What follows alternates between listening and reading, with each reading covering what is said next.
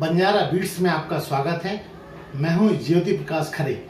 आज हम आपको मिला रहे हैं एक ऐसी शख्सियत से जिसने बुंदेली लोक कलाओं को 7 समुंदर पार तक पहुंचाया है।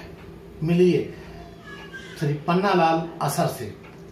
असर साहब, आपका स्वागत है। बहुत बहुत धन्यवाद खरे जी। असर साहब, यूँ तो आपके बहुत सारे इंटरव्यू हुए जी, लेकिन मैं चाहता हूँ आपका इस बार जो इंटरव्यू किया जाए वो असरदार हो, उछाला घटके हो।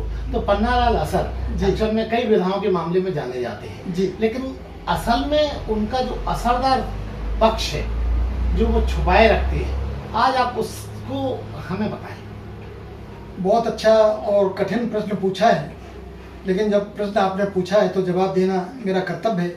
हमारी आने वाली पीढ़ी को भी ये लगे कि सत्य क्या होता है।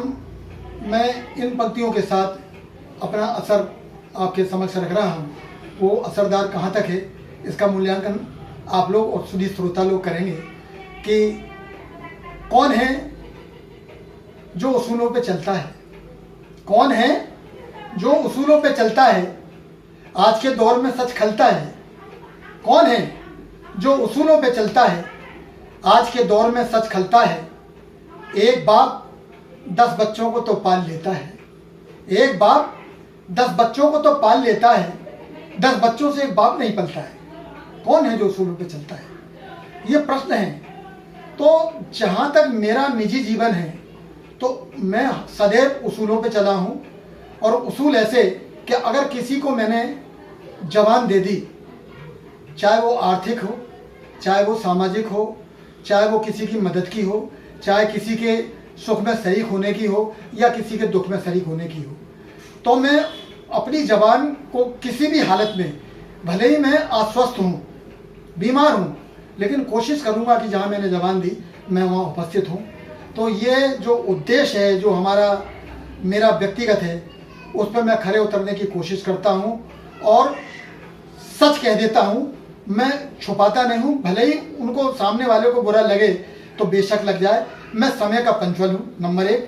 तमाम रिश्तेदार कहते हैं कि भैया आप समय के बहुत पंचुअल हैं। कि देखिए, आज के युग में वक्त की कमी है, लोगों के पास समय नहीं। आपने 7 बजे का समय दिया कि 7 बजे ये आयोजन है, तो मेरी तरफ से भाई मैं 2 घंटे और देता हूँ, 9 बजे तक का मैं समय दे रहा हूँ। 9 बजे के बाद अगर आप अपने आयोजन को आरंभ करते हैं तो मैं वापस चला आता हूँ। असर साहब, बुंदेली जो संस्कृति है वो इन दिनों लुप्त प्राय हो रही है जी। लोगों उसका महत्व नहीं समझ रहे हैं। बेशक। क्या क्या वजह लगती है आपको? एक तो ये वजह है कि जो पाश्चात्य सभ्यता तमाम फेसबुक के माध्यम से जो मोबाइलों पे आ गई हैं, इसमें फूहड़पन, अश्लीलता इतनी परोसी जा रही है कि आजकल की पीढ़ी को, इवन दिन अगर देखा जाए तो कुछ खेल ऐसे आ गए हैं जिनको बच्चों को व्यस्त कर दिया उन खेलों में, तो वो संस्कार की तरफ, मर्यादा की तरफ रुझान ना करके वो खेल में मस्त रहते। उन्हें कोई मतलब नहीं कि हमारे माता पिता के कैसे हैं, क्या सम्मान करना चाहिए, कौन घर में आया, बड़ा है, छोटा है, क्या जिम्मेदारियां हैं, ये सारी भूल गए और उसी में मस्त रहते। नई पीढ़ी ये कहती है ना कि ये ओल्ड डेटेड चीजें हैं, अब हम टेक्नोलॉजी की तरफ बढ़ रहे हैं, तब क्या कहना चाहिए? नहीं, टेक्नोलॉजी की तरफ असल में क्या है कि सार को गहराई थोता दे उड़ाए। अगर वो अच्छाइयों को ग्रहण करें और बुराइयों को उसमें से ना ग्रहण करें तो बहुत अच्छी बात है, लेकिन वो बुराइयों को ज़्यादा ग्रहण करते हैं और अच्छाइयों को नहीं करते हैं। यही माइनस पॉइंट है। एक और महत्वपूर्ण सवाल, जी, दिलचस्प सवाल है कि असर साहब को अगर ये पूछा जाए कि अगले जन्म में वो वापस इसी असरदार स्थिति में पैदा होना चाहेंगे या कुछ बदलाव चाहेंगे? नहीं, मैं तो इस वक्त से यही कहूँगा कि अगले जन्म में मुझे पन्नालाल असर ही रहने दें, और पन्नालाल असर बन के जो मैं कुछ काम अधूरे अपनी लेखनी के माध्यम से, अपनी बाड़ी के माध्यम से नहीं कर पाया, वो पूरे हों। उदाहरण के तौर पे कि हमारे सियासतदान, हमारी समाज, हमारे राष्ट्र में जो कुरीतियाँ फैली हैं, जो भ्रष्टाचार हो गया है, जो शिक्षा का एक औद्योगिकरण हो गया है, स्वास्थ्य का जो औद्योगिकरण हो गया है, शिक्षा हमारी समान नहीं है। क्यों नहीं हो सकती समान? विदेशों में मैं गया हूँ, कई टूर मेरे लगे हैं, वहाँ शिक्षाएं एक जैसी हैं। जो माध्यमिक में कोई पैसे वालों के हैं, पता पड़ा यहाँ माध्यमिक शिक्षा कुछ और है और आगे कुछ और है। अभी तो शिक्षा प्रणाली में बहुत बड़ा बदलाव आया है, अब तो कुछ नया भारत बन रहा ना। नया भारत बन रहा है तो मुझे ये लग रहा है कि ईस्ट इंडिया जब आई थी तो थोड़ा सा रोजगार करने आई थी, उसके बाद भारत पर पूरा कब्जा कर लिया। तो हमारा जो नया भारत जो बन रहा है फिर बिकाऊ होने जा रहा है, फिर जमींदारी सामंतवादी प्रथा ना हो जाए इसका डर है। जितने लोग हैं वो सब बाहर थे, तो आना मेरा स्वदेशी का नारा समाप्त हो गया। जो हमने कहा वो पटल पे उतर नहीं रहा है, कथनी और करनी में अंतर है। और रहा शिक्षा नीति की आप बात कर रहे हैं, तो मैं बाअसर ये कहना चाहूँगा कि शिक्षा नीति बड़े बड़े ही रहेंगे, गरीब गरीब ही रहेगा। इतनी महंगी शिक्षा जब हो जाएगी तो गरीब आदमी पढ़ नहीं सकता। हम कह रहे हैं कोर्स एक जैसा क्यों नहीं होता है। बड़े आदमियों के बच्चे जब कोर्स एक होगा तो सब बैठ के पढ़ेंगे, एक साथ पढ़ेंगे। ऐसा अभी सारा बदलाव हुआ है। आप नई जो फॉर्मेट आई है उसमें बहुत सारा पुराना सब पैटर्न ही बदल दिया है, तो उसके लिए अपन को थोड़ा सा हमको वेट करना पड़ेगा। देखो, हमने आज़ादी के बाद काफ़ी वेट किया, लेकिन हम भ्रष्टाचार, भाई भतीजावाद और तमाम स्वार्थी खुदगर्जी को नहीं भुला पाए। ठीक है, कहीं कहीं कुछ खत्म हो रहा है, ये मैं नहीं कहूँगा कि बिल्कुल माइनस है, कुछ प्लस भी हुआ है। और मैं ये चाह रहा हूँ प्लस में चला जाए तो बहुत अच्छी बात है। तो आने वाले मेरे बंजारा बीट्स के माध्यम से जी आप आज की पीढ़ी को कुछ संदेश देना चाहें तो जरूर दें।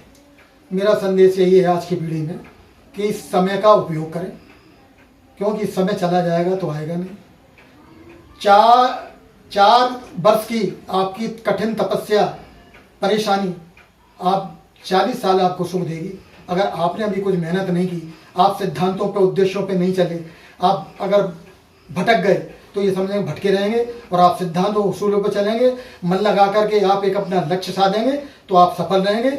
ये मेरा ये कहना है आज की पीढ़ी को कि वे अपने उद्देश्यों पे, अपनी प्रगति के लिए, अपनी अच्छाइयों के लिए आगे बढ़ें तो बहुत अच्छी बात है। समय का सदुपयोग करें, अन्यथा बुरे कामों में आप अपना समय बिताएंगे, आलसी बनेंगे तो जिंदगी में ना इस पार के रहेंगे और ना उस पार के रहेंगे।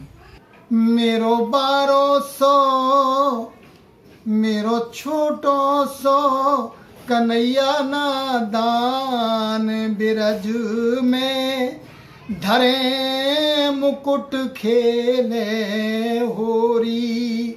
मेरो 1200 कन्हैया नादान, बिरज में धरे मुकुट खेले होरी।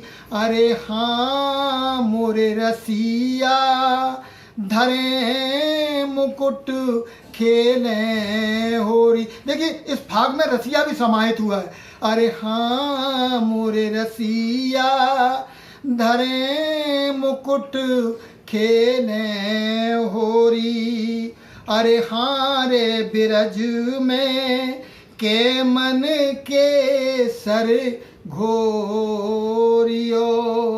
अरे हाँ रे बिरज में के मन के सर घोरियो। सो के मन हाँ जाम के मन उड़ते गुलाल, बिरज में धरे मुकुट खेले होरी। मेरो 1200 कन्हैया नादान, बिरज में धरे मुकुट खेले होरी।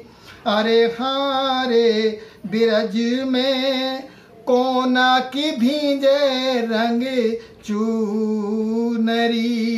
अरे हाँ रे बिरज में कोना की भींजे रंग चूनरी। सो कोना की भींजे पंज पाग, बिरज में कोना की भींजे पचरंग फाग, बिरज में धरे मुकुट खेले होरी। मेरो 1200 कन्हैया नादान, बिरज में धरे मुकुट खेले होरी। हाँ धरे मुकुट खेले होरी। यदि आप अपना टैलेंट बंजारा बीट्स के साथ शेयर करना चाहते हैं तो 2 से 3 मिनट का वीडियो हॉरिजॉन्टल में बनाकर इन नंबरों पर भेजें।